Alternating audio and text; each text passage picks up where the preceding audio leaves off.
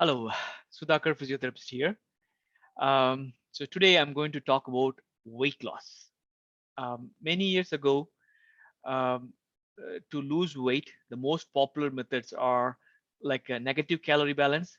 That's basically taking less food than what our body actually needs. That way, the body can lose weight. And also, they recommend having frequent meals. Okay. But then a couple of years ago, when I was reading an article about intermittent fasting, that brought a complete paradigm shift in my understanding of weight loss. I was surprised, how easy and effective this method is to lose weight. Okay, let me explain how this intermittent fasting can help with the weight loss. For that, we have to discuss a little bit of physiology. Okay, let me share my screen to explain it. I'll make it as simple as possible for you. Okay, great. So whenever we uh, have food, what happens? The blood glucose level goes up here.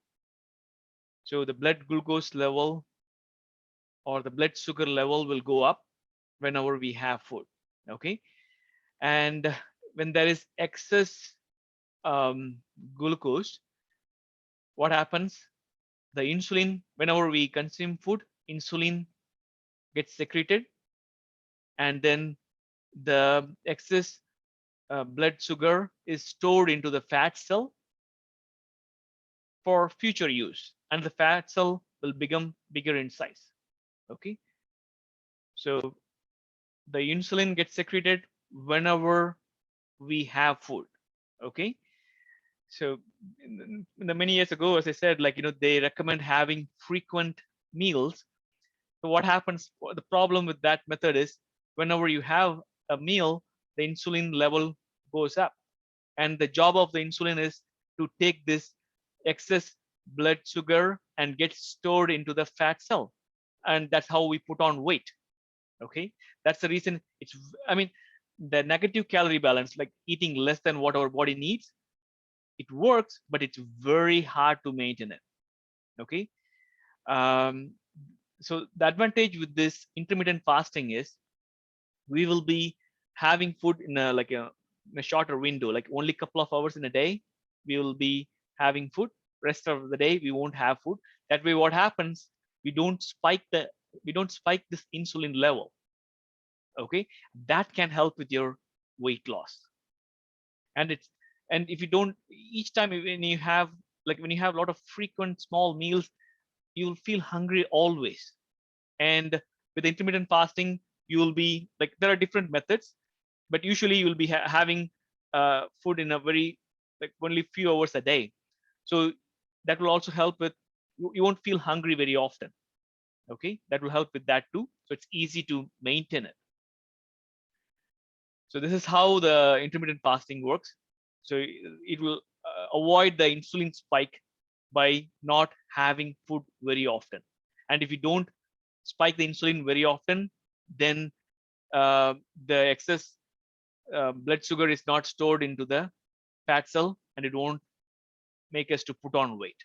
Okay, so it's not. I'm not telling what you should eat and what you should not eat. This is more about the method, how you should eat.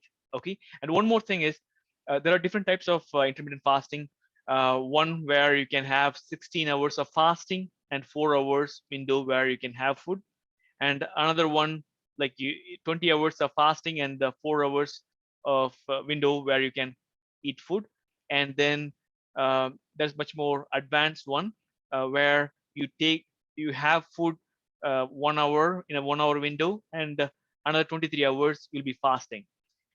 Believe me, it is a lot easier to do this way rather than having very frequent meals throughout the day. You will feel hungry throughout the day. I've tried both the methods. For me, this intermittent fasting is a complete game changer. Like you won't feel hungry at all. And also, um, there is one more method. We can also, on top of it, we can add a keto diet where there will be a lot of fat. So you won't feel hungry that much. We will discuss about it later, but this video is all about intermittent fasting. So this way, the insulin is not spiked very often, and that will help with your weight loss. I hope it helps. And it's a very complex